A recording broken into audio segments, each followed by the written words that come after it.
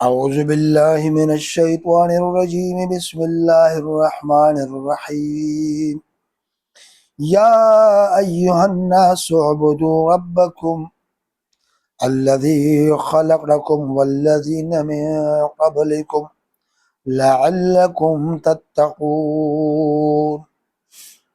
یا ایہا الناس، اے زمین پر بسنے والو تمام انسانوں، اعبدوا ربکم،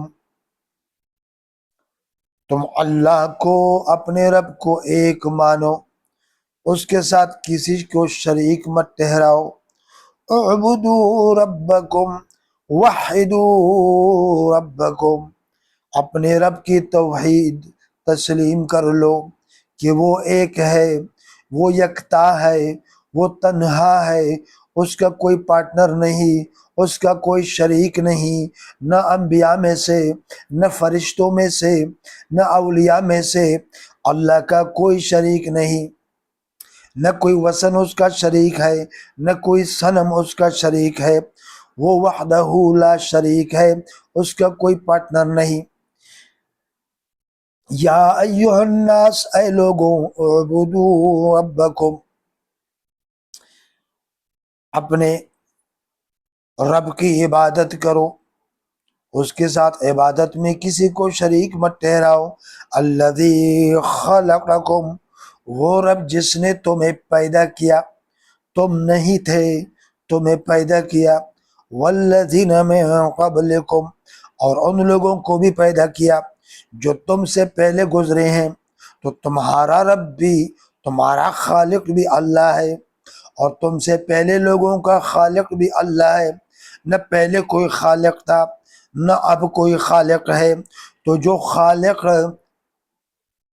ایک ہے، تو جب خالق ایک ہے تو الہ بھی ایک ہے، عبادت کا لائق بھی وہی رب ہے جو پیدا کرنے والا ہے۔ لہٰذا اس کی توحید کو تسلیم کرتے ہوئے اس ایک رب کی عبادت کرو، اس کے ساتھ کسی کو شریک مت ٹھہراؤ۔ لعلکم تتقون، تاکہ تم جہنم کی آگ سے بچ سکو، جہنم کی آگ سے، قبر کے عذاب سے، نزع کی سختی سے، دنیا میں اللہ کے عذاب سے، آخرت میں اللہ کے عذاب سے۔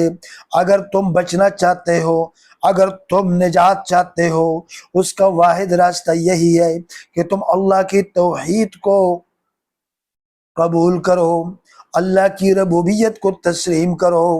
جب خالق وہ ایک ہے تو وہی مشکل کشا بھی ہے، وہی حاجت روا بھی ہے، وہی ایک ہی رب ہے، وہی عبادت کا لائق ہے، اس کا کوئی شریک نہیں، نہ عبادت میں، نہ مشکل کشائی میں، نہ حاجت روائی میں، اس کا کوئی شریک نہیں۔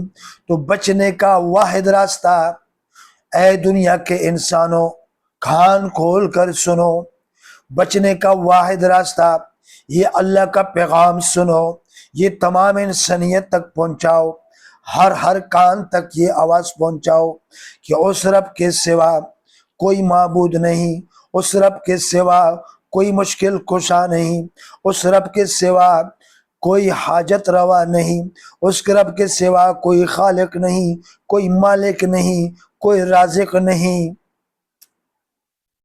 کوئی الہ نہیں۔ لہٰذا کیا کرو؟ تو پھر اللہ کی ربوبیت کا تقاضا ہے کہ تم اس کو ایک مانو اور اس ایک رب کی عبادت کرو۔ یا ایہا الناس، اے دنیا کے انسانوں، اعبدوا ربکم، تم اپنے خالص اپنے رب کی ہی عبادت کرو۔ الذی، وہ رب، خلقکم، جس نے تمہیں پیدا کیا، والذین، اور ان لوگوں کو بھی پیدا کیا، من قبلکم، جو تم سے پہلے گزرے ہیں۔ تمام انسانیت کو جس نے پیدا کیا، جو خالق ہے، وہی تمہارا الہ ہے، صرف اسی کی عبادت کرو، اس کے ساتھ عبادت میں کسی کو شریک مت ٹھہراؤ۔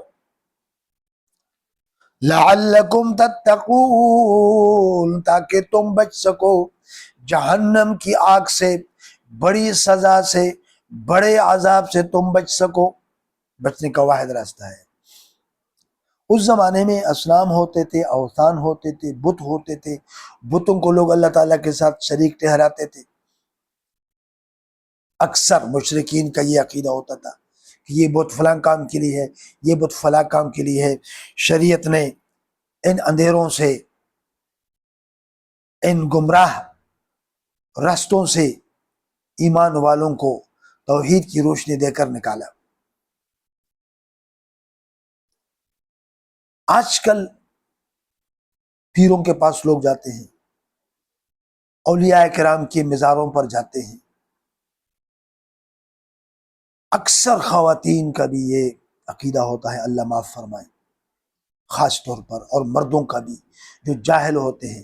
کچھ لوگ ایجوکیٹڈ، ان پڑھ بھی ہوتے ہیں، ویل ایجوکیٹڈ ہوتے ہیں، ماڈرن ایجوکیشن کے ایکسپرٹ ہوتے ہیں، لیکن اس کے باوجود بھی ان کا یہ عقیدہ ہوتا ہے کہ یہ ولی مجھے دیکھ رہا ہے، یہاں میں آیا تو یہ میری مشکل کو دور کر دے گا، یا مجھے بچے دے گا۔ یہ بہت افسوسناک امر ہے۔ ان اندھیروں سے نکلو، اللہ کا واسطہ دیتا ہوں۔ پورے قرآن کا خلاصہ یہی ہے کہ اللہ کا کوئی شریک نہیں۔ تم کس طرح اولیاء کرام کو اللہ کا شریک ٹھہراتے ہو؟ تم کس طرح اولیاء کرام کو مشکل کشا مانتے ہو یا عالم الغیب مانتے ہو؟ لا یعلم الغیب الا اللہ، قرآن کریم کا واضح اعلان ہے کہ اس کے سوا کوئی غیب کا علم رکھنے والا نہیں۔ تو پھر تم کس طرح یہ دعویٰ کرتے ہو؟ اس لیے یہ سینس پیدا کرو، یہ اویئرنیس دنیا میں پھیلاؤ، اور خاص کر اپنے بچوں کو، بیوی بچے، اپنے اہل و عیال کو بھی سمجھاؤ، گھر میں بیٹھ کر صاف بتاؤ کہ اللہ کے سوا کوئی مشکل کشا نہیں۔ ابھی سے بچوں کا ذہن بناؤ۔ اللہ پاک ہمیں عمل